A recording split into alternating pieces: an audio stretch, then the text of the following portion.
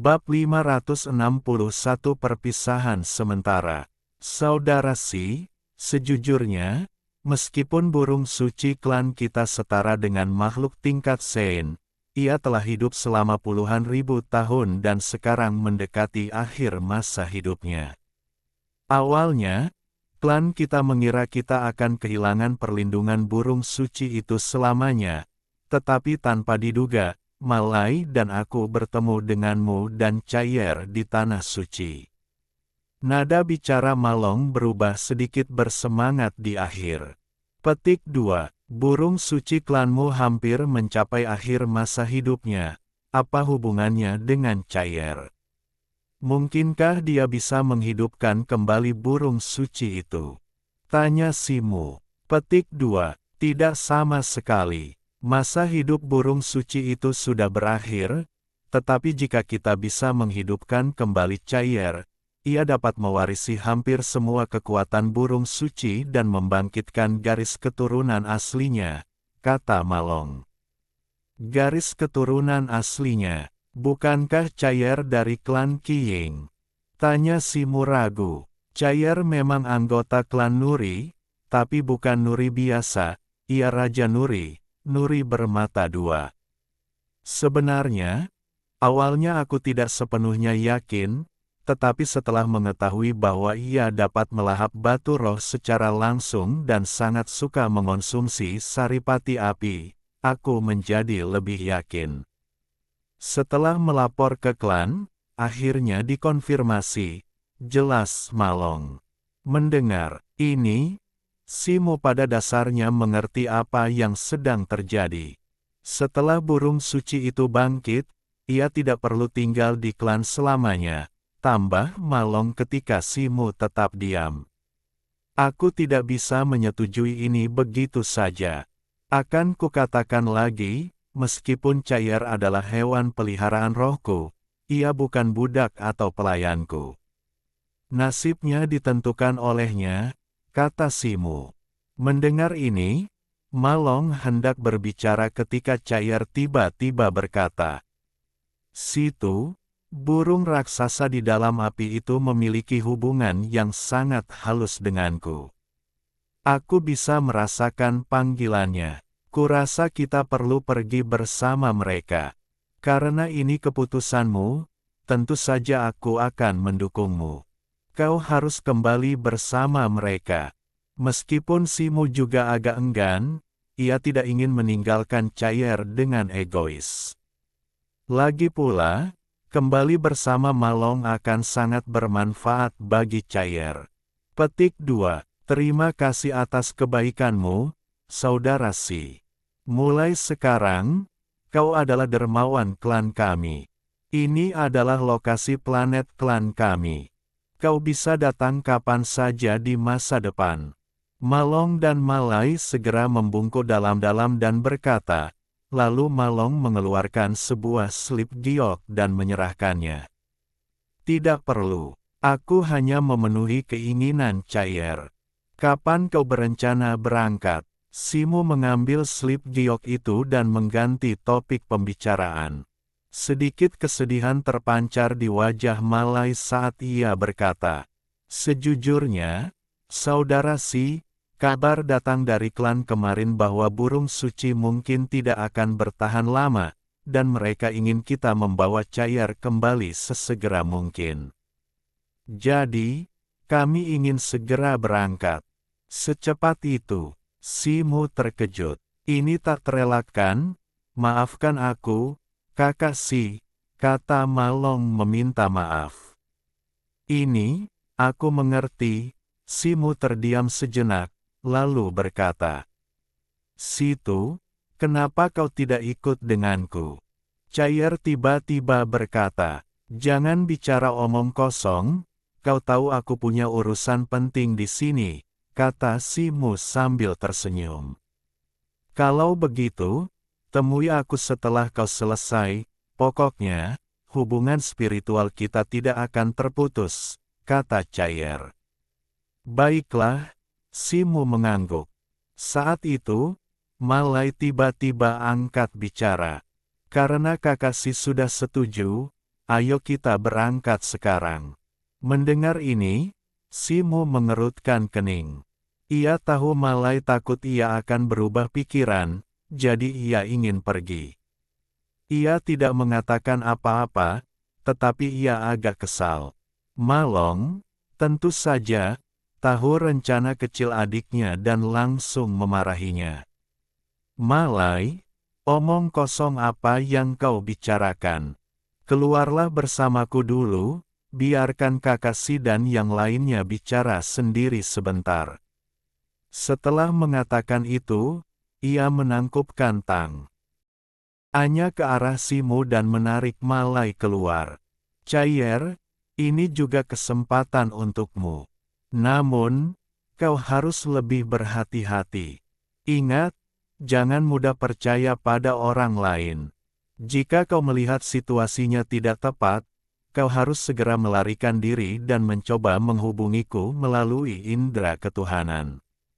Melihat kedua saudara kandung itu meninggalkan rumah, Si Mu menoleh ke Caier dan berkata.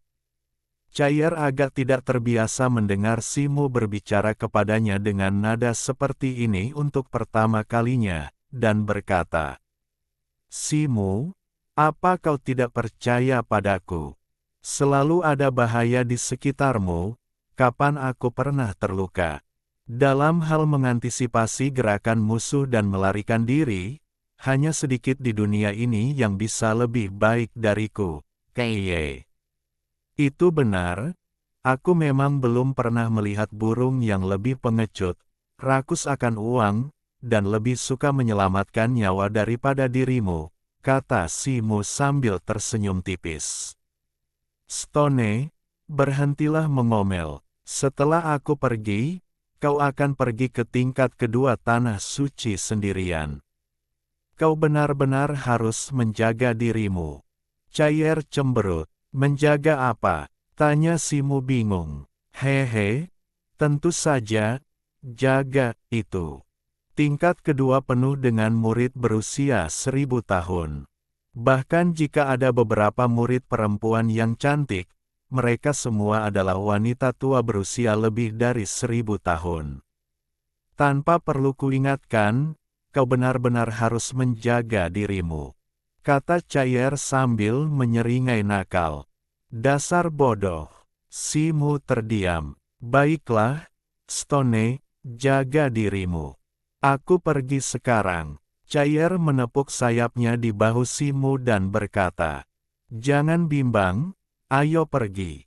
Si Mu tersenyum dan menjentikkan kepala Caier pelan. Aduh, Stone, sakit. Teriak Caier, mengepakkan sayapnya beberapa kali, dan terbang dari ruang tamu ke halaman, lalu ke gerbang. Akhirnya, ia tak kuasa menahan diri untuk berbalik dan melirik Si Mu. Ia melihatnya masih berdiri di sana, dengan senyum di wajahnya, melambai padanya. Caier berbalik dan terbang keluar dari mansion, menghilang dari pandangan Si Mu. Si Mu mengalihkan pandangannya dan berdiri di sana cukup lama, merasakan kepedihan yang mendalam. Caier telah berada di sisinya selama bertahun-tahun. Meskipun agak berisik dan serakah, ia juga memainkan peran penting, dan semacam pemahaman diam-diam telah terbentuk di antara mereka.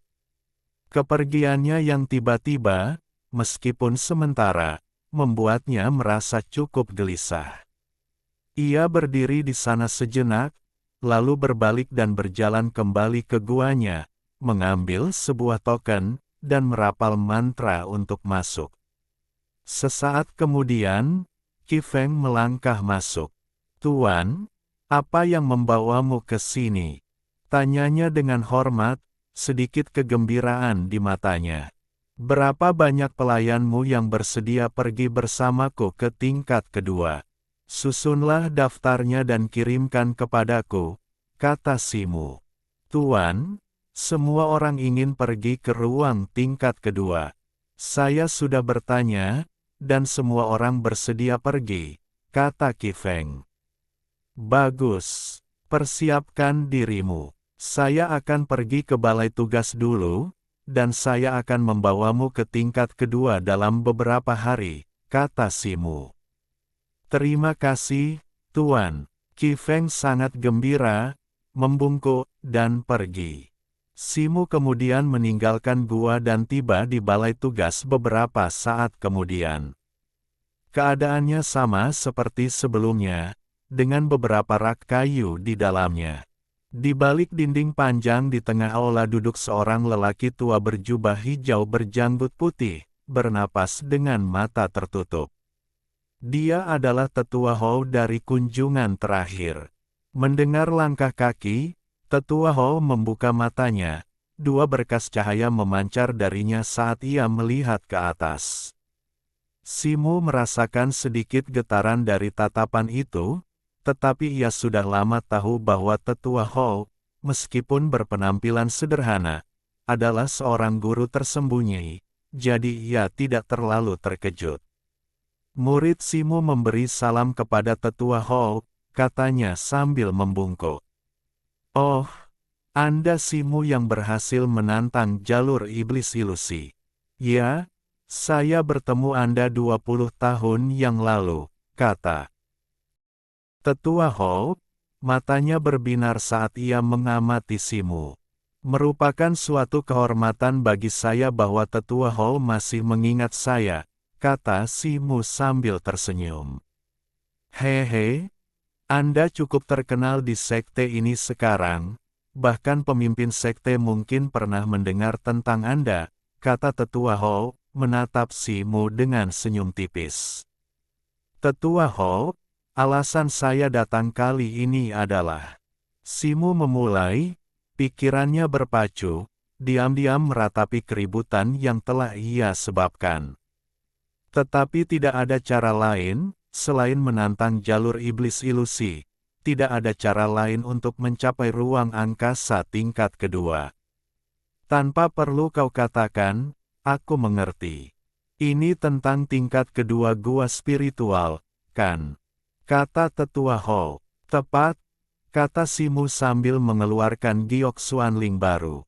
Tetua Hou melirik segel batas milenium di dinding Xuanling, mengangguk, lalu melambaikan tangannya untuk mengeluarkan gulungan cian, yang kemudian dibukanya.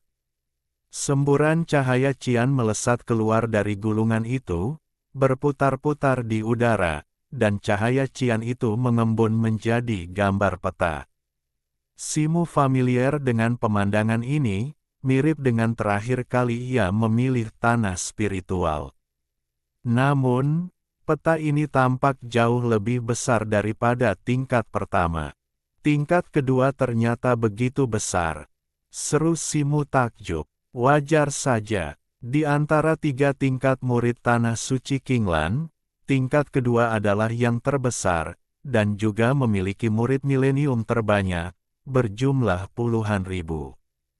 Mereka adalah tulang punggung sejati Tanah Suci kita, kata Tetua Hou.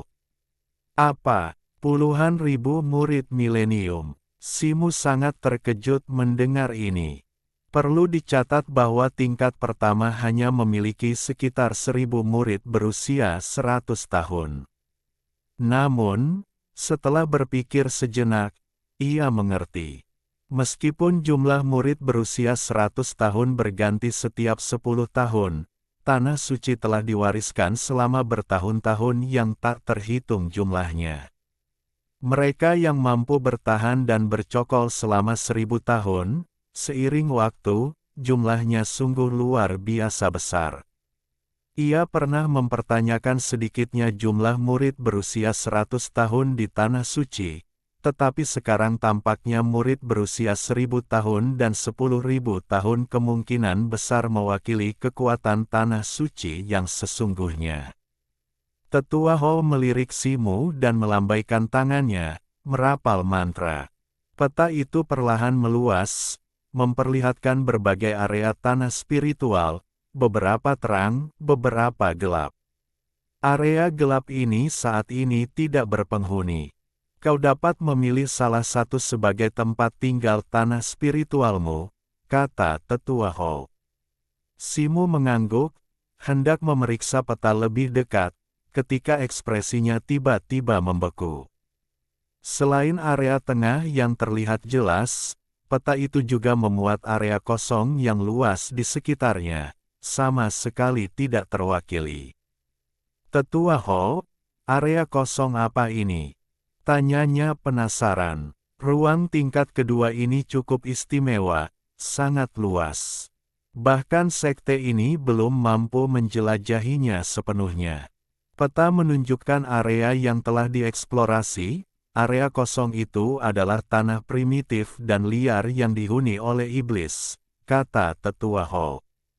Simu terkejut mendengar ini, dan lokasi harta karun kera putih langsung terlintas di benaknya. Menurut peta, seharusnya harta karun itu berada di antara area kosong itu. Masuk akal, jika kera putih menyembunyikan harta karun itu di area yang sudah dikembangkan dengan baik, kemungkinan besar harta karun itu sudah ditemukan oleh para murid berusia 1000 tahun itu sejak lama. Bab 562 pindah ke lantai 2. Simu tidak bertanya lebih lanjut. Ia melepaskan indera ilahinya dan mulai memilih tanah spiritualnya. Saat indera ilahinya menyentuh area abu-abu, sebuah peta yang lebih lengkap segera muncul dengan jelas di benaknya. Gunung, sungai, danau, dan segala sesuatu lainnya tersaji di hadapannya seolah-olah ia benar-benar ada di sana, beserta informasi yang menjelaskan karakteristik setiap tanah spiritual. Setelah mengamati sejenak, Simu menemukan bahwa medan lapisan kedua sangat berbeda dari yang pertama. Lapisan pertama sebagian besar berupa hutan, sementara lapisan kedua sebagian besar terdiri dari lanskap yang dikelilingi pegunungan dan sungai, dengan banyak air terjun, beberapa air terjun di setiap tanah spiritual. Terlebih lagi, air terjun ini tampak agak berbeda dari air terjun biasa.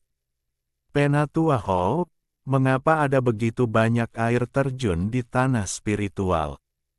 Tanya Simu. Ini bukan air terjun biasa, melainkan air terjun spiritual, kata Penatua Ho sambil tersenyum tipis. Air terjun spiritual, Simu terkejut. Urat-urat spiritual di lapisan kedua sebagian besar berbasis air, sangat berbeda dari area lain. Dimanapun energi spiritual berkumpul, seiring waktu, air terjun spiritual akan terbentuk. Area ini kaya akan energi spiritual, cocok untuk membangun gua tempat tinggal atau mengolah ladang spiritual dan menanam herba spiritual. Kualitas tanah spiritual di lapisan kedua dapat dinilai dari jumlah air terjun spiritual yang dimilikinya, kata Tetua Ho. Simu mengangguk mengerti. Tidak seperti batas tanah spiritual yang tetap di lapisan pertama, batas tanah spiritual di lapisan ini dapat diperluas.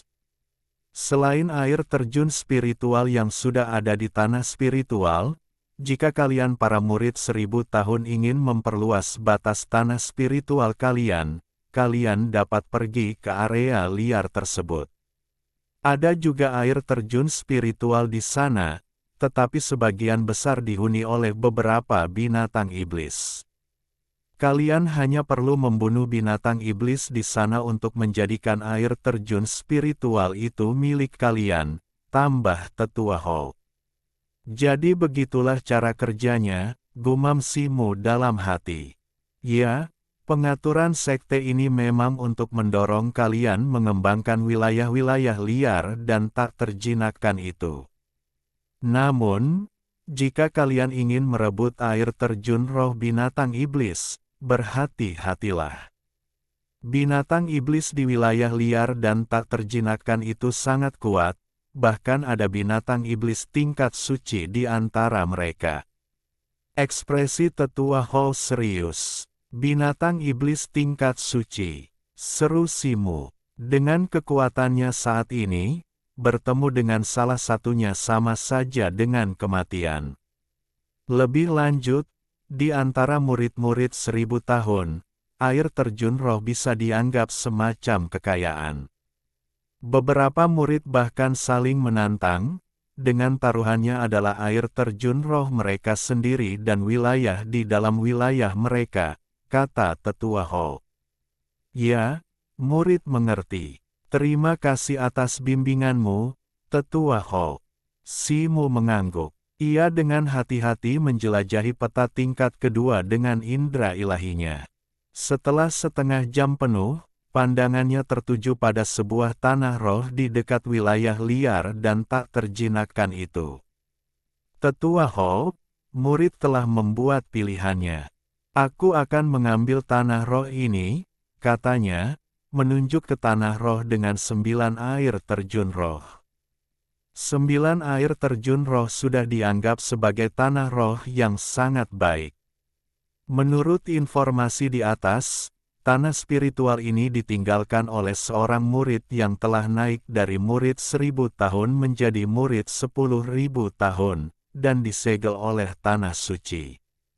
Oh, tanah spiritual ini sangat dekat dengan area hutan belantara, jadi kau harus berhati-hati. Binatang iblis di area hutan belantara tidak berperilaku baik dan sering menyusup ke tanah spiritual murid sepertimu, Tetua Ho mengingatkannya. Petik 2. Baik, murid mengerti. Si Mu mengangguk setelah mendeng. Ini, ia juga memiliki tujuan lain dalam memilih tanah spiritual ini. Kedekatannya dengan area hutan belantara memudahkan untuk menjelajahi lokasi peta harta karun yang ditinggalkan oleh kera putih, dan kecil kemungkinannya untuk menarik perhatian orang lain. Karena kau memiliki tanah spiritual di area lapisan kedua, gua tanah spiritual di area lapisan pertama akan direklamasi oleh sekte sesuai peraturan, kata Tetua Ho. Baik, murid mengerti. Si Mu mengangguk. Karena Si Mu telah menentukan pilihannya, Tetua Ho tidak mengatakan apa-apa lagi dan melambaikan tangannya untuk merapal mantra. Area yang remang-remang itu langsung terang benderang, dan nama Si Mu muncul di sana. Bersamaan dengan itu, ia melambaikan tangannya, memancarkan seberkas cahaya biru yang menyatu dengan dinding Xuanling milik Si Mu. Tanda asli milik tingkat pertama terhapus, dan bukti kepemilikan tanah spiritual baru muncul di sana. Setelah memilih tempat tinggal guanya, Si Mu tidak berlama-lama dan segera pergi. Setengah bulan kemudian, di tingkat kedua tanah suci, di ruang tingkat Xuan. Di pintu masuk menara Xuanling, sosok-sosok berkelebat, dan 200 atau 300 sosok muncul. Pemimpinnya mengenakan jubah hijau, tinggi dan memiliki ciri khas, terutama matanya, yang berkilauan dengan cahaya tajam, terkadang berkilat keemasan. Orang ini berdiri dengan tangan di belakang punggung, tangannya seputih giok, memberi orang perasaan telah menguasai kekuatan tak terbatas. Inilah Si Mu. Di belakangnya diikuti 300 pelayan, termasuk Qi Feng. Kelompok itu berdiri di sana, menatap ke depan, dan pemandangan ruang tingkat kedua tersaji dengan jelas di hadapan mereka. Awan putih melayang di langit, dan puncak-puncak gunung yang menjulang tinggi dari tanah, diselimuti pepohonan hijau yang rimbun. Di antara puncak-puncak gunung, sungai yang seberkelok-kelok. Di atas puncak-puncak gunung, beberapa air terjun perak raksasa samar-samar terlihat mengalir turun dari langit. Gemuruhnya yang menggelegar dan kabut yang mengepul menyerupai pemandangan pedang yang beradu dan kuda-kuda yang berlari kencang. Sebuah tontonan yang luar biasa. Energi spiritual di sini sangat pekat, beberapa kali lebih kaya daripada tingkat pertama. Gumpalan kabut putih, berkilauan dengan cahaya spiritual, sesekali melayang di antara puncak-puncak gunung, jelas kabut spiritual hanya terbentuk ketika energi spiritualnya luar biasa melimpah. Ini adalah ruang tingkat mendalam. Energi spiritual yang begitu pekat. Lihat kabut spiritual itu, tempat ini sama sekali bukan alam fana. Ini benar-benar alam suci para abadi. Para pelayan, dengan pengalaman mereka yang terbatas, sangat bersemangat dan mulai mendiskusikan pemandangan di depan mereka. Simu telah melihat tingkat kedua ruang ini, jadi ia tidak terlalu terkejut. Kalian akan tinggal di sini mulai sekarang. Akan ada banyak waktu untuk mengagumi pemandangan. Sekarang, ayo kita pergi ke gua tempat tinggal kita. Simu menggumamkan mantra dan menggunakan teknik awan kinya yang sudah lama tidak digunakan. Awan putih, berukuran puluhan kaki, muncul, langsung mengangkat semua orang yang hadir, perlahan naik ke udara, lalu terbang menjauh.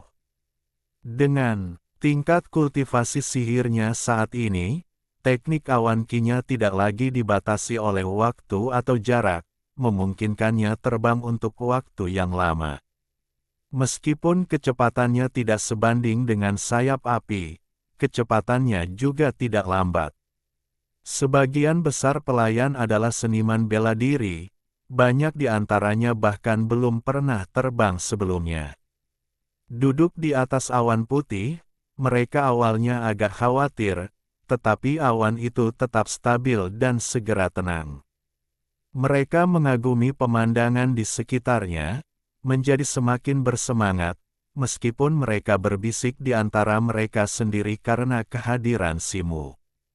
Awan putih raksasa melesat melintasi puncak gunung, menuju lebih dalam ke ruang tingkat Xuan, sementara pemandangan dekat. Sisi terus menyusut. Simu berdiri di atas awan, matanya tak pernah diam, terus-menerus mengamati sekeliling. Tak jauh dari sana, sebuah air terjun spiritual mengalir deras, bagaikan pita perak raksasa turun dari langit, kabut putih berputar-putar dan melayang, memenuhi area seluas puluhan kaki dengan kabut putih.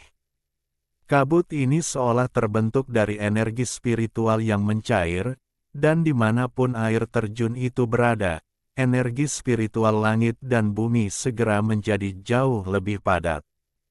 Di samping air terjun spiritual tersebut, tumbuh berbagai macam ramuan dan material spiritual, masing-masing tampak berusia ratusan tahun. Simu mendesah dalam hati. Ruang tingkat Xuan ini memang jauh lebih unggul daripada ruang tingkat Huang, dengan energi spiritualnya yang melimpah dan kelembapan yang meresap, menjadikannya tempat yang ideal untuk menanam berbagai herba dan material spiritual. Namun, ia tidak mendekati air terjun spiritual, juga tidak mencoba memetik satu pun herba spiritual. Setiap air terjun spiritual di sini memiliki pemilik, dan bahkan di tanah spiritual yang belum diklaim itu, semua harta di dalamnya adalah milik tanah suci Qinglan dan tidak bisa diambil begitu saja. Ruang tingkat Xuan sangat luas, dan bahkan dengan teknik awan Qi milik Simu, ia membutuhkan waktu hampir sehari untuk mencapai tanah spiritualnya. Ini adalah pegunungan yang luas membentang hampir 1000 mil, dengan beberapa sungai besar mengalir melaluinya. Di dalam pegunungan itu terdapat 5 puncak menjulang yang seolah-olah menembus langit seperti 5 jari raksasa. Sungguh tanah spiritual yang terberkati, medannya begitu indah, bahkan samar-samar membentuk formasi agung alami. Ini adalah pertama kalinya Simu mengunjungi tanah spiritual gua miliknya sendiri. Setelah melihat-lihat beberapa kali, raut kepuasan muncul di wajahnya. Tuan, di mana formasi agung ini? Qi Feng, yang berdiri tak jauh dari Simu, tak kuasa menahan diri untuk bertanya setelah mendengar ini. Lihatlah kelima puncak gunung ini bertemu di lokasi yang istimewa, bagaikan 5 jari yang menyatu, mengumpulkan seluruh energi spiritual dalam radius 1000 mil. Energi itu tak akan bocor keluar, energi itu hanya akan terakumulasi dan bertambah tebal. Formasi yang terbentuk secara alami seperti itu sulit ditemukan, kata Simu. Qi Feng melihat sekeliling seperti yang dijelaskan Simu, dan memang, energi spiritual di antara kelima puncak gunung itu jauh lebih padat daripada di luar. Ia sangat gembira. Sayang sekali formasi alami semacam ini memiliki banyak kekurangan. Formasi itu hanya dapat mengumpulkan energi spiritual sampai batas tertentu. Setelah melampaui batas itu, energi itu akan menghilang. Seandainya saja seorang master formasi dapat memasang lapisan pembatas lain di sini, itu akan sangat bagus. Sayangnya, master formasi yang dapat mengubah urat spiritual gunung mungkin bahkan lebih langka daripada makhluk tingkat Sein. Simu mendesah, menggelengkan kepala, dan melambaikan tangannya, memimpin semua orang turun. 9 air terjun spiritual tersebar di 5 puncak gunung, dan di dekat setiap air terjun, beberapa bangunan istana telah dibangun, dan banyak ladang spiritual telah digarap, kemungkinan besar oleh pemilik sebelumnya. Sekarang, fasilitas-fasilitas ini tersedia dengan mudah bagi Simu, yang dapat segera menggunakannya. Qi Feng, tanah spiritual ini akan tetap di bawah pengelolaanmu mulai sekarang. Sistem penghargaan dan hukuman akan tetap seperti sebelumnya. Tugaskan tenaga kerja untuk setiap air terjun spiritual. Ada banyak ladang spiritual di sini, jangan sia-siakan, kata Simu kepada Qi Feng. Jangan khawatir, Tuan. Qi Feng segera mengangguk setuju dan segera mulai menugaskan tenaga kerja. Simu hanya memiliki 300 pelayan di bawah komandonya, dan dia tidak berniat menambah jumlahnya. Menugaskan 30 atau 40 orang untuk setiap air terjun spiritual sudah cukup. Qi Feng kemudian mengambil benih berbagai herba dan bahan spiritual dan menyuruh orang-orang ini menanamnya di ladang spiritual. Semuanya ditata dengan tertib. Simu memperhatikan dan mengangguk diam-diam. Bakat kultivasi Qi Feng ini rata-rata, tetapi dia mengelola berbagai urusan dengan tertib, dan tampaknya cukup terampil di bidang ini. Sementara Qi Feng dan yang lainnya sibuk, ia juga tidak bermalas-malasan. Setelah mengelilingi pegunungan beberapa kali lagi, ia memasang beberapa formasi susunan dan pembatas di dekat setiap air terjun spiritual. Ia telah mempersiapkan formasi susunan ini sebelumnya, yang menghabiskan banyak batu roh. Tanah sucinya relatif dekat dengan wilayah liar, dan monster iblis yang kuat mungkin akan datang kapan saja, jadi ia harus mengambil tindakan pencegahan terlebih dahulu. Bab 563 Air Terjun Roh.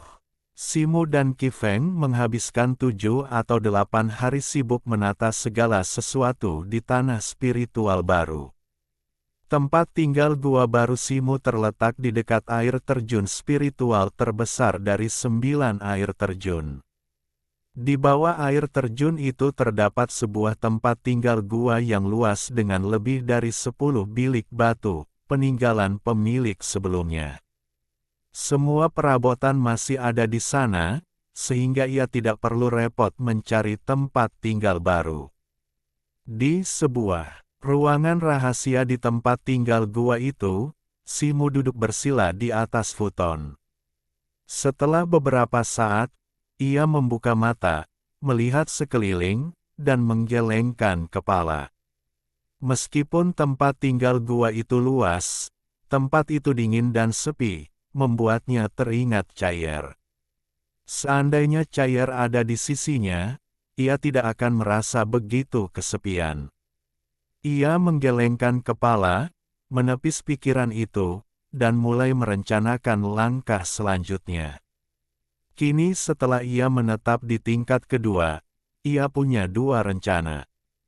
Pertama, mencari tahu lokasi harta karun kera putih sesegera mungkin dan menemukan barang-barang peninggalan kera putih untuk memastikan kelancaran kultivasi tahap ketiga teknik mendalam. Kedua, ia perlu menyempurnakan kitab suci api kera merah tua dan kemudian mencoba untuk maju ke alam surgawi sesegera mungkin. Sebagian besar murid 1000 tahun di tingkat kedua adalah ahli alam surgawi. Banyak di antaranya telah menempa senjata sihir mereka sendiri. Saat ini ia baru berada di alam bumi akhir, perbedaan tingkat kultivasi yang signifikan. Simu merenungkan hal ini, lalu melambaikan tangannya dan mengeluarkan selembar Gyokcian. Ini adalah peta ruang alam mendalam yang dibelinya dengan harga tinggi, dengan anotasi di medan dan detail lain dari area alam mendalam yang sedang dieksplorasi. Ia hendak memeriksa peta harta karun yang ditinggalkan kera putih itu lagi untuk menemukan lokasi harta karun itu ketika sebuah suara keras menggelegar dari luar gua. "Saudara Simu, apakah Anda ada di gua Anda? Kami datang untuk memberi penghormatan." Suara itu menggelegar, dan pembicara itu tampaknya telah menggunakan semacam kekuatan supernatural, langsung menembus lapisan-lapisan batasan yang dibuat oleh Simu, menyebabkan seluruh gua sedikit bergetar. Simu mengerutkan kening, tindakan pendatang baru itu menunjukkan niat jahat. Matanya berkilat, tetapi ekspresinya tetap tidak berubah saat ia melangkah keluar, dengan cepat tiba di luar gua. Di sana, di luar air terjun roh, berdiri 3 sosok di udara, masing-masing memancarkan aura yang kuat, semuanya adalah kultivator alam surgawi. Di sebelah kiri adalah seorang pemuda berkulit gelap dengan 2 tanduk koral merah menyala di dahinya, memancarkan cahaya redup jelas seorang iblis. Di sebelah kanan adalah seorang pemuda seperti cendekiawan, berwajah pucat, tampak sakit. Namun, Simu dapat merasakan gelombang kekuatan magis yang luar biasa memancar darinya, mengungkapkan bahwa ia adalah seorang penyihir tingkat matahari, meskipun masih dalam tahap awal. Penyihir tingkat matahari setara dengan seniman bela diri alam surgawi, tetapi cukup langka di tingkat kedua ini. Pemuda berkulit gelap itu juga berada di alam surgawi awal, tetapi aura yang terpancar dari raksasa berjubah abu-abu di tengah jauh melampaui 2 sosok di sampingnya, jelas seorang kultivator alam surgawi tingkat menengah. Pria ini tingginya 9 kaki, otot-ototnya tampak jelas, menyerupai menara besi, memancarkan aura fisik yang kuat, jelas, ia telah mengembangkan teknik pemurnian tubuh. Begitu Simu muncul, ketiga pria itu menoleh ke arahnya, ketiga aura mereka yang dahsyat bersatu menekannya. Kehampaan bergetar dan berguncang, dan air terjun spiritual raksasa di dekatnya terguncang, memercikkan air ke segala arah. Merupakan suatu kehormatan bagi kalian bertiga untuk datang dari jauh. Silaka. N masuk dan bicara, kata Simu dengan tenang, lapisan cahaya merah tua memancar dari tubuhnya, dan aura yang dahsyat pun muncul.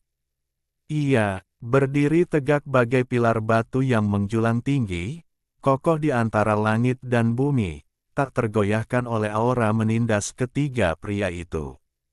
Ketiga pria itu menunjukkan sedikit keterkejutan di wajah mereka. "Hehe, kau pasti saudara Simu, yang telah melewati jalan iblis ilusi dan secara luar biasa menjadi murid 1000 tahun. Melihat adalah percaya, kau memang cukup cakap." Pria kekar itu terkekeh datar, menarik auranya. 2 orang lainnya juga menarik aura mereka, tetapi mereka bertiga tetap melayang di udara, tatapan mereka terang-terangan mengamati Simu, tidak menunjukkan niat untuk memasuki gua. Apa yang membawa kalian bertiga ke sini? Tolong bicara terus terang, kata Simu. Ketiga pria itu bertukar pandang, senyum aneh muncul di wajah mereka. Melihat ini, Simu tetap tenang, tetapi pikirannya berpacu. Kami datang ke sini untuk menantang saudara Simu, kata pria kekar itu. Tantang, mata Simu berkilat. Sebelum datang ke sini, ia telah mendapatkan buku aturan sekte untuk murid 1000 tahun dari sekte tersebut. Buku itu berisi aturan yang harus dipatuhi oleh murid 1000 tahun, serta tindakan pencegahan lainnya, termasuk aturan yang memperbolehkan murid untuk saling menantang. Murid 1000 tahun dapat saling menantang untuk bertanding, satu pihak akan mengajukan tantangan, dan pihak lain harus menerima. Aturan Tanah Suci Qinglan ini dimaksudkan untuk mendorong murid 1000 tahun mengalami pertempuran yang lebih nyata dan tidak hanya mengisolasi diri untuk kultivasi yang sulit. Lebih lanjut, buku itu juga mengandung prinsip survival of the fittest. Tentu saja, ada aturan tertentu untuk tantangan-tantangan tersebut. Setiap murid hanya boleh menantang murid lain 3 kali setahun, dan hanya boleh ditantang 3 kali. Untuk setiap tantangan, kedua belah pihak dapat mempertaruhkan sesuatu, batu roh, pil, atau bahkan air terjun roh. Saudara Simu, kau tidak akan menolak, kan?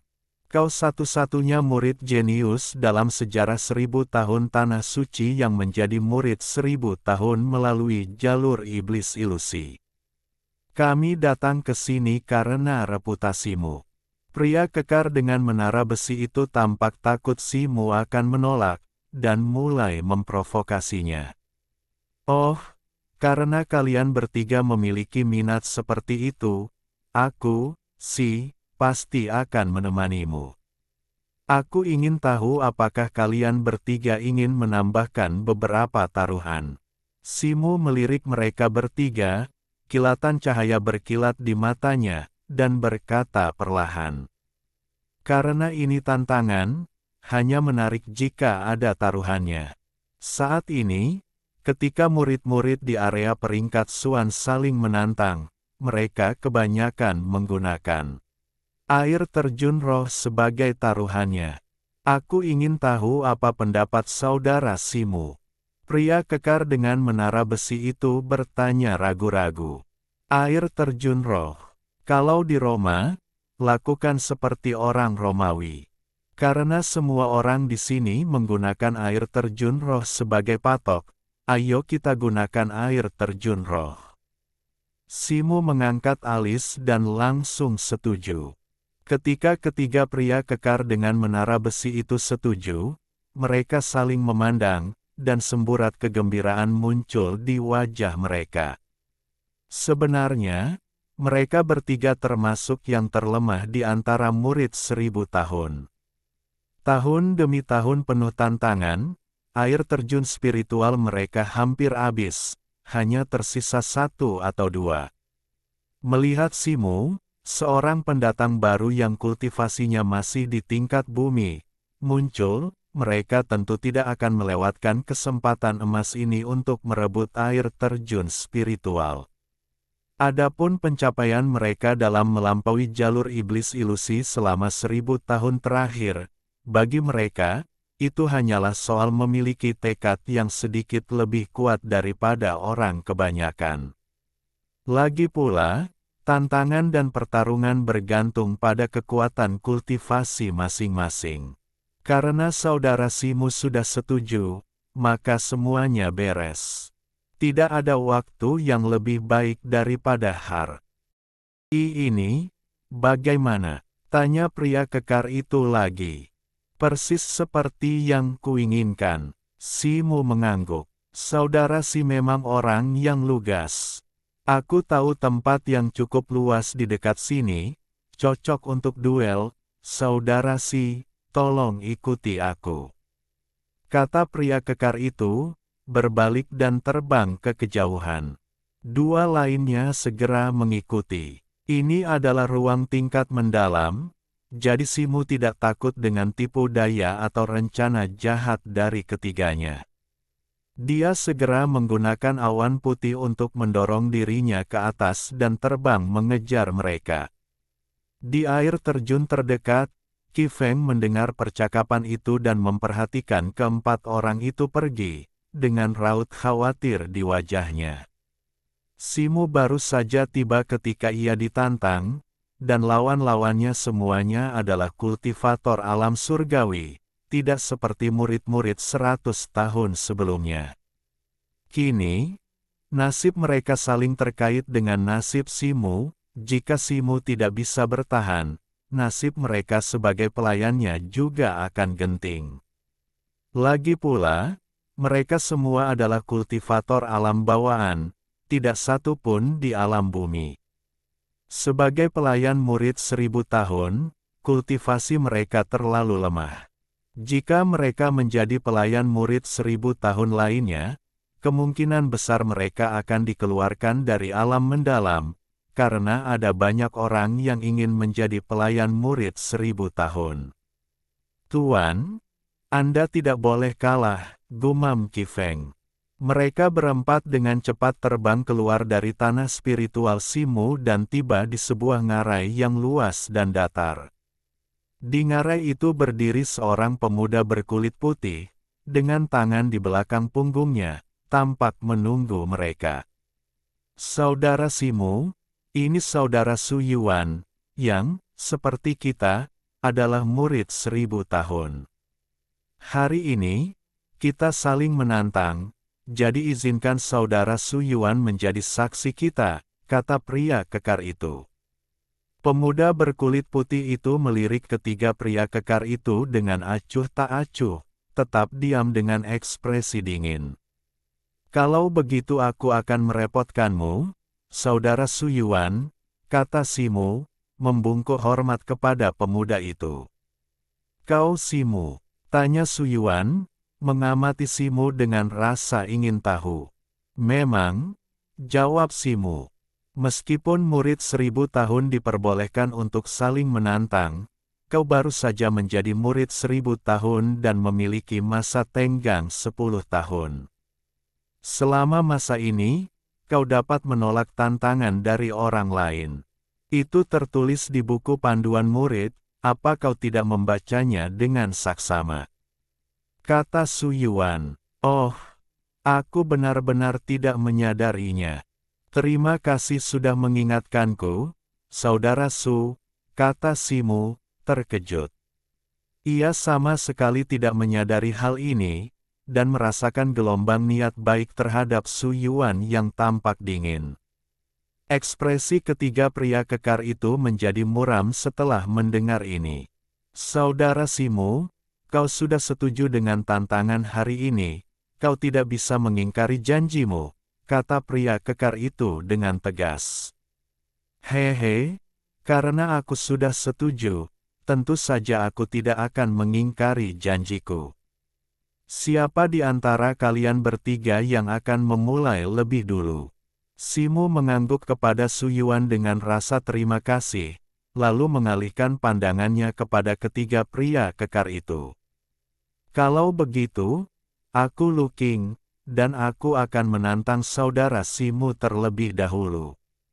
Aku akan mempertaruhkan salah satu air terjun roh tingkat 6 tingkat rendah milikku. Pemuda berkulit gelap itu, yang agak tidak sabar, terbang lebih dulu, mendarat tak jauh di depan Simu. Ia mengeluarkan sebuah tablet Gyokcian, yang di atasnya muncul serangkaian angka. Dengan lambaian tangannya, tablet Gyokcian itu mendarat di sebuah batu besar di samping pemuda berkulit putih itu. Untuk setiap air terjun roh yang telah dikembangkan, Tanah Suci Qinglan memiliki spesialis yang menilai konsentrasi energi spiritualnya dan faktor-faktor lainnya, memberinya tingkat dan nomor untuk memudahkan pengelolaan. Kebanyakan air terjun roh umumnya bermutu rendah, yang menguntungkan area dalam radius 100 mil, hanya sedikit yang bermutu sedang, yang menguntungkan area dalam radius 1000 mil, dan air terjun roh bermutu tinggi hampir tidak ada. 9 air terjun roh Simu masing-masing memiliki nomornya sendiri, tetapi selain yang terletak di guanya, yang merupakan air terjun roh tingkat 3 tingkat menengah yang langka, sisanya adalah air terjun roh tingkat rendah. Lu King, kalau tidak salah ingat, kau hanya punya 2 air terjun roh atas namamu, kan? Yang satunya sepertinya hanya air terjun tingkat 2 tingkat rendah. Apa kau benar-benar berencana bertaruh pada air terjun roh tingkat 6 ini? Su Yuan tiba-tiba bertanya. No. Bab 564 Mencuri Ayam dan Kehilangan Nasi. Benar, aku akan bertaruh untuk ini, kata Lu King, ekspresinya agak tidak wajar. Setelah berbicara, ia menatap Simu, seolah menunggu Simu memasang taruhannya. Simu, menurut aturan, kecuali kau tidak memiliki air terjun roh tingkat rendah, kau tidak boleh lebih rendah dari tingkat ini.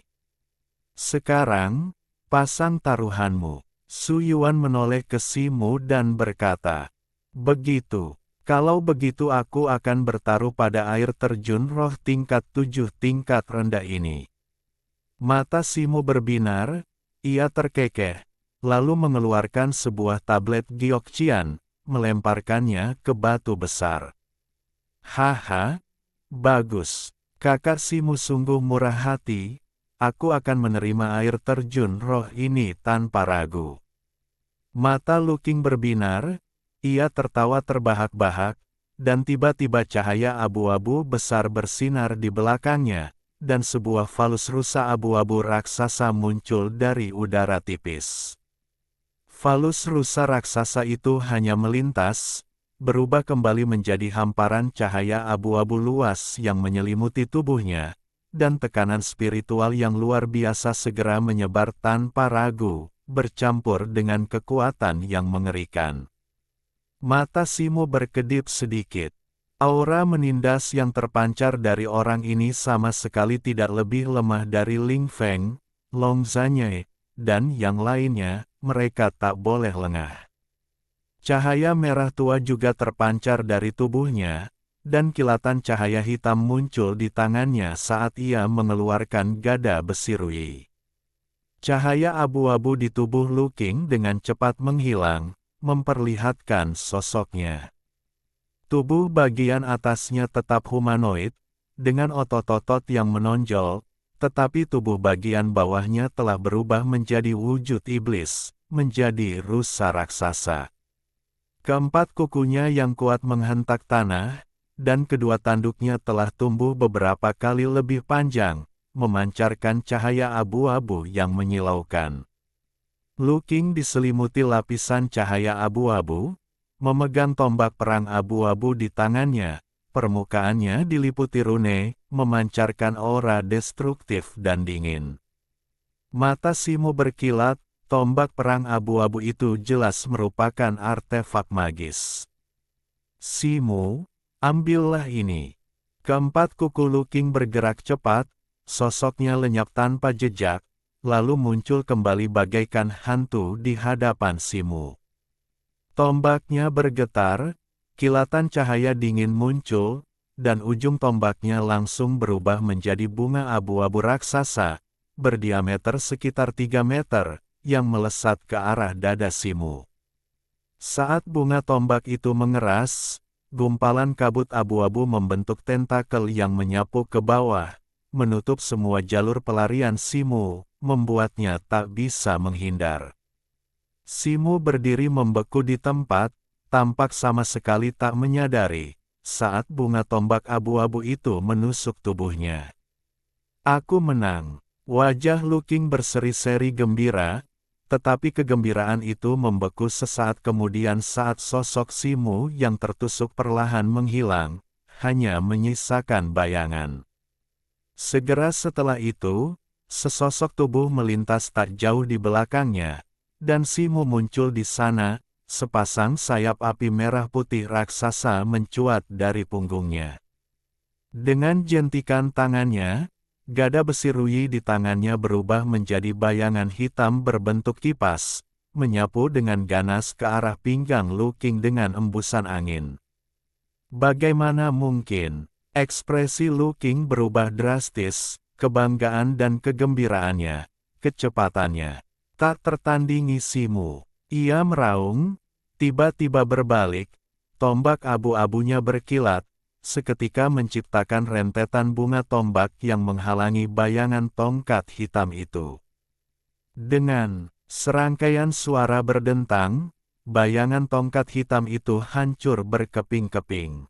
Pada saat ini, tongkat Simu terayun liar lagi, dikelilingi kabut putih. Ia terkekeh pelan, tubuhnya tiba-tiba mundur, lalu kabur menjadi dua bayangan samar, masing-masing memegang bayangan tongkat hitam. Harimau dan badak muncul dari kandang. Ular muncul dari gua. Kedua bayangan itu tampak seperti dua individu yang terpisah, masing-masing melepaskan jurus dari 18 tongkat surgawi.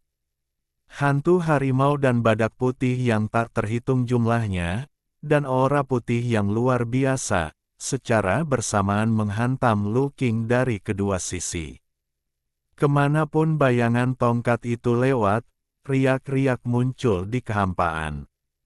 Ekspresi Lu Qing mengeras, dan ia mengayunkan tombaknya dengan liar, tanpa ragu mengayunkannya ke depan.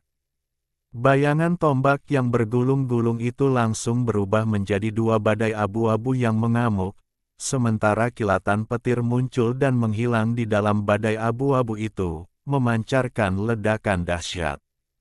Dalam sekejap, saat warna abu-abu dan putih saling bertautan dan berputar, serangkaian ledakan memekakkan telinga meletus, dan bola-bola cahaya yang tak terhitung jumlahnya bermekaran dan meledak di kehampaan di antara keduanya, memenuhi langit dengan cahaya spiritual dan menyebabkan suhu turun drastis. Namun, tepat ketika Lu Qing mengira ia telah menahan semua serangan itu, angin sejuk bertiup dari belakangnya. Jantung Lu Qing berdebar kencang, dan ia berpikir, gawat, lalu tiba-tiba berbalik. Ia mendapati Simu telah muncul kembali di belakangnya. Gada Ruyinya berubah menjadi bayangan tongkat tebal, menghantam dengan kecepatan yang mencengangkan. Kali ini, jaraknya sangat dekat, dan ia tak bisa menghindar apapun yang terjadi. Sambil menggertakkan gigi, ia meraung ke langit, dan sepasang tanduk di kepalanya tiba-tiba bersinar dengan cahaya abu-abu terang. Benang-benang abu-abu yang tak terhitung jumlahnya melesat keluar darinya, melilit bayangan tongkat tebal itu, sementara aura dingin menyapu ke bawah. Dalam sekejap, permukaan bayangan tongkat hitam yang awalnya tebal itu diselimuti oleh benang-benang abu-abu, momentum ke bawahnya terhenti. Tepat pada saat itu, sayap api Simu tiba-tiba memendek, berubah menjadi hantu kera raksasa yang diliputi api merah tua. Ia membuka mulutnya dan menyemburkan aliran api murni. Api sejati primordial. Secercah ketakutan melintas di mata Lu Qing. Benang-benang abu-abu itu, setelah menyentuh api sejati primordial, langsung hancur dan lenyap. Dengan suara bang yang teredam, bayangan tongkat hitam tebal itu, yang kini terbebas dari benang abu-abu, menghantam punggung Lu Qing seperti kuda liar. Kerak, suara patah tulang yang jelas terdengar. Cahaya abu-abu yang melindungi tubuh Lu Qing langsung menghilang, dan tubuhnya yang besar terlempar bagai meteorit, menghantam tanah dengan keras dan menciptakan kawah besar. Ia batuk darah, dan tombak perang abu-abu di tangannya terlempar akibat benturan. Semua ini terasa lama, Tetapi kenyataannya, hanya butuh sekitar selusin napas sebelum Lu Qing dihempaskan ke tanah oleh Simu. Penyihir muda tingkat matahari dan pria kekar di sampingnya memucat tak percaya. Meskipun mereka telah mendengar bahwa Simu telah mengalahkan 3 murid teratas di antara murid-murid berusia 100 tahun sebelum menantang jalur iblis ilusi, mereka tidak pernah menganggap serius para murid berusia 100 tahun. Lagi pula, mereka yang telah berkultivasi di tanah suci selama 1000 tahun memiliki fondasi yang jauh melampaui seorang murid berusia 100 tahun. Mata Su Yuan juga berkilat terkejut, lalu ia melirik Simu dengan penuh minat. Lu Qing berjuang untuk berdiri, lengan kanannya terkulai lemas di sampingnya, tubuhnya sedikit bergoyang. Mau melanjutkan, Simu menarik kembali wujud dharmanya, menjentikkan tangan kirinya untuk melemparkan gada besi Ruyi ke udara, memutarnya puluhan kali, lalu menangkapnya dengan tangan kanannya, mengarahkannya langsung ke Lu Qing, dan berkata, Saudara Si terlalu kuat, aku menyerah. Lu Qing gemetar melihat tatapan Simu dan buru-buru berkata, Lu Qing menyerah, air terjun roh milik Simu. Seru Su Yuan. Mendengar ini, Simu menangkupkan tangannya ke arah Su Yuan, lalu melesat ke sampingnya, mengambil 2 lempengan Giokcian dari batu besar. Tubuh Lu Qing berkelebat dengan cahaya abu-abu, kembali ke wujud manusia. Melihat lempengan Giokcian yang diambil Simu, ekspresi kesakitan yang luar biasa muncul di wajahnya. Awalnya, ia hanya memiliki 2 air terjun roh tingkat rendah, dan ia pikir ia bisa merebutnya kembali dengan menindas pendatang baru. Namun, rencananya menjadi bumerang, dan kini ia hanya punya 1 air terjun roh tersisa. Baiklah, mari kita lanjutkan ke pertandingan berikutnya. Aku ada urusan lain dan akan kembali setelah ini, kata Simu tenang, melirik pria kekar dan penyihir muda peringkat matahari. Kemarahan terpancar di wajah kedua pria itu. Nada bicara Simu menunjukkan bahwa ia sama sekali tidak menghiraukan mereka. Kau hanya meraih kemenangan kecil dengan mengandalkan api sejati primordial untuk menekan kekuatan yin dingin. Tapi kau begitu arogan. Kalau begitu, aku, Zong, akan menguji kemampuanmu. Taruhanku adalah air terjun roh tingkat 8 tingkat rendah. Penyihir muda peringkat matahari itu mencibir, lalu melemparkan sebuah tablet Giokcian, yang mendarat di sebuah batu besar di depan Su Yuan. Segera setelah itu, cahaya putih menyilaukan bersinar dari tubuhnya, dan ia mendarat di depan Simu dalam sekejap. Mata pemuda bermarga Zong bersinar terang, dan kilatan cahaya putih di belakang kepalanya memadat menjadi lingkaran cahaya putih raksasa, bagaikan bayangan matahari. Fluktuasi energi magis yang dahsyat memancar darinya, menyebabkan suhu dalam radius beberapa puluh kaki meningkat drastis. Meskipun Simu telah mengalahkan Lu Qing, ia yakin kekuatannya masih lebih unggul. Kebetulan aku memiliki air terjun spiritual tingkat 8 tingkat rendah, jadi aku akan menguji teknikmu yang dahsyat, kata Simu sambil melemparkan tablet Giokcian. Dengan teriakan keras, cahaya merah menyala meletus di belakangnya, mengembun menjadi api merah menyala. Ia merentangkan tangannya, seketika mengubah radius lebih dari 3 meter di sekelilingnya menjadi lautan api, menahan fluktuasi energi magis pemuda bermarga Zong. Mata pemuda bermarga Zong sedikit berkedut. Ia ahli dalam teknik berbasis api, tetapi ia tidak menyangka metode kultivasi Simu juga beratribut api, yang berarti Simu pasti memiliki ketahanan yang cukup besar terhadap teknik atribut api. Namun, Ekspresinya segera mereda. Ia baru saja membeli 2 mantra atribut api yang sangat kuat dari paviliun kitab suci dengan biaya yang sangat besar, dan telah mengolahnya hingga tahap penyelesaian minor. Ia yakin bahwa kekuatan mantra-mantra itu jauh melampaui kemampuan seniman bela diri tingkat bumi manapun.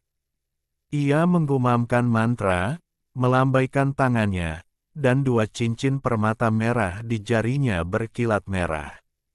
Cahaya merah menyala di sekelilingnya, dan 3 api membubung perlahan, memancarkan kekuatan magis atribut api yang mengerikan. Api paling kiri menyala dan meregang liar, berubah menjadi ular api raksasa sepanjang lebih dari 10 zang, sisiknya jelas terlihat dari kepala hingga ekor, tampak hidup dan hidup. Api, di tengah berubah menjadi burung sepanjang 20 zang, seluruh tubuhnya ditutupi bulu-bulu berwarna cerah, yang secara alami terbuat dari api, namun memancarkan cahaya dingin seperti baja, menyerupai burung vermilion. Api terakhir berkelap-kelip dan berubah menjadi burung api raksasa, bahkan lebih besar dari burung api sebelumnya, dengan mahkota Phoenix berapi di kepalanya dan bulu ekor berapi panjang menjuntai di belakangnya, jelas seekor Phoenix api. Pemuda bermarga Zong melambaikan tangannya lagi, dan roda matahari putih di atas kepalanya menyala. Dari sana 3 sinar putih melesat keluar dan memasuki tubuh binatang api berkepala 3. Api pada 3 binatang api itu melonjak hebat, tumbuh 3 kali lebih besar, dan mereka mengeluarkan raungan yang besar. Kemudian, sayap mereka mengepak liar, berubah menjadi 3 aliran cahaya yang menerkam ke arah Simu. Dalam sekejap, api bergulung di seluruh lembah, menjadi sangat panas, seolah-olah mereka telah dicelupkan ke dalam tungku. Simu mengangkat alis. Pemuda bermarga Zong ini memang lebih kuat dari Lu Qing sebelumnya, tetapi dia tidak menunjukkan banyak keterkejutan. Dia mengeluarkan teriakan rendah, dan cahaya keemasan bersinar terang dari tubuhnya, dengan sisik emas muncul satu demi satu, langsung meningkatkan auranya. Bab 565 Kemenangan Beruntun. Dalam sekejap mata, Simu menyelesaikan transformasi totemnya. Sebuah tanduk emas di dahinya berkilauan dengan cahaya keemasan yang menyilaukan, dan setiap gerakannya memancarkan aura ganas yang menyebar. Tekanan spiritualnya sudah sebanding dengan seorang kultivator alam surgawi tahap awal. Jadi itu teknik totem dari bangsa barbar kuno, pantas saja. Tatapan Su Yuan menajam saat melihat ini. Ekspresi pria kekar itu berubah antara terang dan gelap saat menyaksikan ini. Lu Qing tampak malu, ia kini menyadari bahwa kecepatan Simu jauh melampaui kecepatannya sendiri, dan kekuatan serta daya tahannya yang sebenarnya juga jauh lebih unggul. Dalam pertarungan mereka sebelumnya, Simu mungkin bahkan belum menggunakan kekuatan penuhnya. Ekspresi pemuda bermarga Zong itu juga menjadi serius saat melihat ini. Ia mengaktifkan segel tangannya, dan ketiga binatang api itu meningkatkan kecepatan mereka secara dramatis. Tiba kurang dari 3 zang dari Simu dalam sekejap mata, memancarkan panas. Pada saat itu, Simu melancarkan serangannya. Ia mengayunkan gada besi ruinya dengan liar, bayangan gada yang tak terhitung jumlahnya muncul di sekelilingnya, setiap bayangan berputar-putar dengan energi putih yang mengepul. Semua binatang gemetar ketakutan. Raung, aura putih itu berubah menjadi binatang raksasa yang tak terhitung jumlahnya, gajah, badak, singa, kera, dan banyak lagi, membentuk semburan besar yang menyerbu ke arah 3 binatang api raksasa yang dirasuki pemuda bermarga Zong.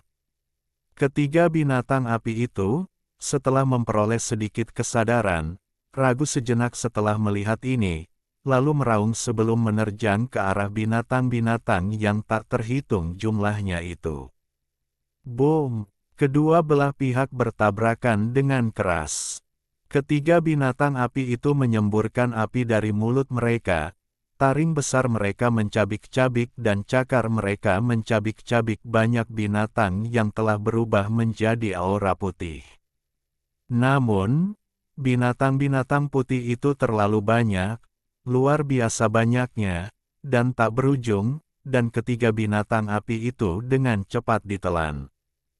Hanya dalam 2 atau 3 tarikan napas, ketiga binatang api itu terkoyak satu demi satu. Derasnya binatang buas, bagaikan gelombang pasang yang mengamuk, terus menerjang pemuda bermarga Zong dengan momentum yang tak terhentikan. Pada saat ini, ruang di antara keduanya dipenuhi cahaya putih, bahkan udara dan tanah bergema dengan raungan yang memekakkan telinga. Ekspresi pemuda bermarga Zong berubah drastis. Ia melambaikan tangannya dan dengan cepat merapal mantra. Cahaya merah menyala di antara kedua tangannya, dan sebuah cincin merah muncul, berubah menjadi bola api raksasa berwarna putih kemerahan yang melesat ke depan. Suhu di sekitarnya melonjak, dan ruang di sekitarnya terdistorsi dan berubah bentuk. Saat bola api itu terbang, ia membengkak seukuran paviliun di tengah angin, sementara energi magis yang terpancar dari pemuda bermarga Zong dengan cepat melemah lebih dari setengahnya. Kemudian, setelah jatuh sebentar, bola api raksasa itu berubah menjadi sosok berapi-api raksasa, memegang tongkat kerajaan yang menyala dan mengenakan mahkota, menyerupai seorang kaisar yang mengendalikan semua kekuatan api. Kelahiran kembali Kaisar Api. Mantra api terkuat yang dikuasai pemuda bermarga Zong. Sosok api raksasa itu mengayunkan tongkatnya yang berapi-api, dan dalam radius puluhan kaki, lautan api muncul dengan suara, lidah-lidah api yang tak terhitung jumlahnya berkelap-kelip dan bergolak, menyatu menjadi dinding api raksasa yang menghalangi derasnya monster-monster raksasa. Boom! Kedua belah pihak bertabrakan dengan dahsyat, percikan api beterbangan di mana-mana, menghasilkan serangkaian raungan gemuruh yang teredam. Derasnya monster-monster putih terhenti oleh dinding api, tak mampu melewatin. Ya, pemuda bermarga Zong, melihat ini, sangat gembira. Mata Simu berkilat, dan ia mengayunkan gada besi ruinya. Satu demi satu, monster-monster putih itu menerkam dinding api. Tubuh mereka tiba-tiba menyusut menjadi bola-bola putih sebelum meledak. Dinding api bergetar hebat, api meredup jauh di tempat mereka terkena. Boom, boom, boom, tak terhitung raksasa putih lainnya menyusul, semuanya berubah menjadi bola-bola putih yang tak terhitung jumlahnya sebelum meledak. Dinding api bergetar hebat, apinya padam dalam beberapa tarikan napas, dan mulai goyah di ambang kehancuran. Pemuda bermarga Zong itu berteriak pelan, hendak bergerak, ketika sesosok melintas di depan dinding api, dan Simu muncul, gada besi ruinya memancarkan cahaya hitam menyilaukan, tiba-tiba membesar beberapa kali lipat ukuran aslinya, dan menghantam dinding api dengan keras.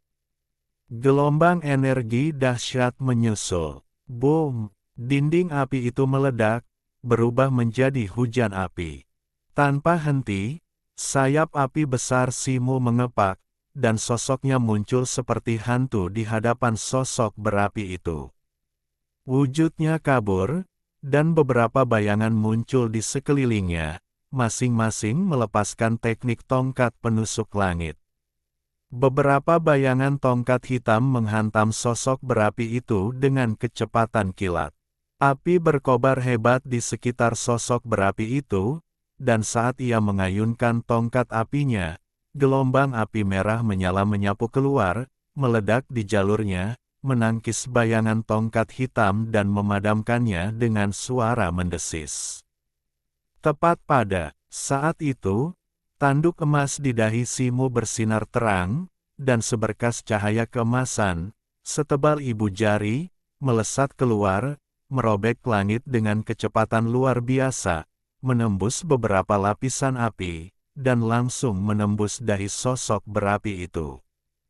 Kecepatannya begitu cepat sehingga pemuda bermarga Zong itu bahkan belum bereaksi sebelum melihat sebuah lubang muncul di dahi sosok berapi itu. Tidak, pemuda bermarga Zong meraung, dan tubuh besar sosok berapi itu tiba-tiba meledak. Namun, di saat-saat terakhir sebelum ledakan, ia mengayunkan lengannya, dan tongkat api di tangannya berubah menjadi meteor merah menyala, melesat ke arah Simu. Simu juga terkejut oleh hal ini, dan mengayunkan gada besi ruyinya ke bawah, nyaris mengenai meteor merah menyala itu. Dengan suara, bang, yang keras, tubuh Simu terbungkus bola api dan terpental mundur, mendarat dengan keras di tanah. Ia berguling dan bangkit, sisik emasnya hancur dan hangus, darah menetes dari sudut mulutnya, tetapi ia berhasil menahan serangan itu. Beraninya kau menghancurkan cincin roh kaisar apiku. Raut wajah pemuda bermarga Zong tampak tegas, yang kemudian digantikan oleh kegilaan. Ia menarik napas dalam-dalam, merapal mantra, dan roda matahari ilusi di belakang kepalanya tiba-tiba terbelah, separuhnya terbang menjauh. Ekspresi orang-orang di dekatnya yang melihat ini berubah drastis. Adik muda Zong, jangan! Teriak pria kekar itu mendesak. Pemuda bermarga Zong itu seolah tidak mendengar, merapal mantra. Api putih muncul di permukaan hantu roda setengah matahari itu, memancarkan panas yang mengerikan, menyebabkan kehampaan bergetar kemanapun ia lewati. Roda setengah matahari putih itu mengembang dengan cepat, membesar dari ukuran aslinya sekitar 30 cm menjadi beberapa meter dalam sekejap mata, dan bagaikan meteor, ia menebas Simu, yang telah menyusul sosok terbang itu. Ekspresi Simu berubah drastis. Roda setengah matahari putih itu memancarkan kekuatan api yang mengerikan dan menyesakkan. Jika terkena, bahkan dengan kekuatan fisiknya, ia kemungkinan akan terluka parah, bahkan mungkin terbunuh. Pada saat itu, energi yang di tangan kirinya tiba-tiba bergejolak, seolah hendak melompat keluar. Matanya berkilat, pikirannya berpacu, dan dengan teriakan pelan, api merah menyala keluar dari tubuhnya, mengembun menjadi citra Dharma kera merah. Citra Dharma itu membuka mulutnya lebar-lebar, menyai. Burkan bola api murni, api sejati primordial, yang bertabrakan dengan roda setengah matahari putih itu. Ledakan, raungan memekakkan telinga meletus, diikuti cahaya putih menyilaukan yang menyambar bagai matahari raksasa, menyelimuti sosok Simu. Kekuatan api yang tak terhitung jumlahnya menyerbu ngarai. Ketiga pria kekar di sampingnya buru-buru menutup mata mereka, dan setelah beberapa tarikan napas, cahaya putih menyilaukan itu perlahan menghilang. Di udara, pemuda bermarga Zong, dengan wajah pucat pasi, bergoyang tak tentu arah saat ia menatap Simu. Apakah dia membunuhnya? Pria kekar dan Luking juga menoleh. Cahaya putih itu menghilang, memperlihatkan sosok Simu, wujud Dharma kera merah telah lenyap tanpa jejak. Namun, ia tampak sama sekali tidak terluka, bahkan, kulitnya bahkan lebih merah dari sebelumnya. Pria kekar dan Luking langsung terkejut. Di seberang Simu, pemuda bermarga Zong juga menunjukkan ekspresi terkejut, marah, dan tak percaya. Bagaimana mungkin? Su Yuan mengerutkan kening, tatapannya beralih ke tangan kiri Simu, secercah keraguan muncul di matanya. Kilatan cahaya putih tampak muncul di tangan kiri Simu, tetapi lenyap seketika, dan ia tidak yakin apakah ia berhalusinasi. Sayap api di punggung Simu juga telah membesar secara signifikan, dan dengan kepakan kecil, sosoknya menghilang tanpa jejak. Detik berikutnya, ia muncul di belakang pemuda bermarga Zong, gada besi ruyinya melesat bagai kilat. Pemuda bermarga Zong mencoba menghindar, tetapi bahkan berdiri pun sulit. Saat teror berkilat di matanya, gada besi ruyi menghentikannya kurang dari 3 inci dari tenggorokannya. "Aku kalah," kata pemuda bermarga Zong dengan wajah muram. "Kau terlalu baik." Simu tersenyum, mengangkat tangan kanannya untuk menarik gada besi ruyi, dan sayap api di belakangnya pun ikut tertarik. "Bisakah kau ceritakan bagaimana kau bisa melawan teknik rahasia roda matahariku?" Pemuda bermarga Zong, yang kini lebih tenang, menarik napas dalam-dalam dan bertanya. "Maaf, aku tidak bisa menjawab pertanyaan itu." Simu menggelengkan kepala, tangan kirinya menghilang di balik lengan bajunya. Energi yang murni mengalir deras di lengan kirinya. Ia baru saja diam-diam menggunakan tahap pertama teknik mendalam 9 revolusi, energi yang murni, berniat untuk melawan setengah matahari putih itu sejenak sebelum menemukan cara lain untuk menghancurkannya. Namun, setengah matahari putih itu langsung diserap oleh energi yang murni saat menyentuh tangan kirinya, sebuah tindakan yang cepat dan tegas. Pemuda bermarga Zong itu menatap Simu, menghela napas sejenak, lalu berjalan ke samping, duduk bersila. Teknik rahasia yang baru saja ia gunakan telah sangat menguras energi vitalnya. Jika ia tidak segera mengendalikan luka-lukanya, tingkat kultivasinya bahkan mungkin akan turun. Pertandingan kedua, Simu menang. Su Yuan mengumumkan tanpa ekspresi, melirik keduanya. Simu tanpa basa-basi, melambaikan tangannya untuk mengambil 2 tablet Gyokjian di depan Su Yuan. Kemudian, ia berbalik dan mengayunkan gada besi ruyinya 2 kali ke udara dengan anggun. Ujung gada itu kemudian menunjuk langsung ke raksasa berjubah abu-abu setinggi 9 kaki yang tersisa. Raksasa jangkung itu bergidik, otot-otot wajahnya tampak menegang. "Saudara Si, karena kau sudah bertarung 2 kali, jika aku, Liao San, melawanmu sekarang, bahkan jika aku menang, itu akan menjadi kemenangan yang tidak adil. Bagaimana kalau kita bertarung di lain hari?" kata pria kekar itu. Petik 2. Jika kau tidak mau bertarung, kau bisa mengaku kalah dan berikan air terjun roh itu kepadaku, kata Simu keras, tanpa memberinya kesempatan untuk mundur. "Liao San, karena kompetisi ini diprakarsai oleh kalian bertiga, dan Simu telah menerima tantangannya, perjanjian taruhan ini berlaku," kata Su Yuan. Mendengar ini, wajah pria kekar bernama Liao San langsung berubah muram. Ia menggertakkan gigi, melambaikan tangannya, mengeluarkan sebuah tablet giok biru, meletakkannya di atas batu besar, dan berkata, "Baiklah, karena kau bersikeras untuk bertanding, maka aku, Liao San, dengan senang hati akan menurutinya. Aku akan bertaruh air terjun roh tingkat 6 tingkat rendah atas namaku." Simu tersenyum tipis, lalu mengeluarkan sebuah prasasti giok biru, yang sebelumnya ia peroleh dari Lu Qing, dan melemparkannya ke batu besar.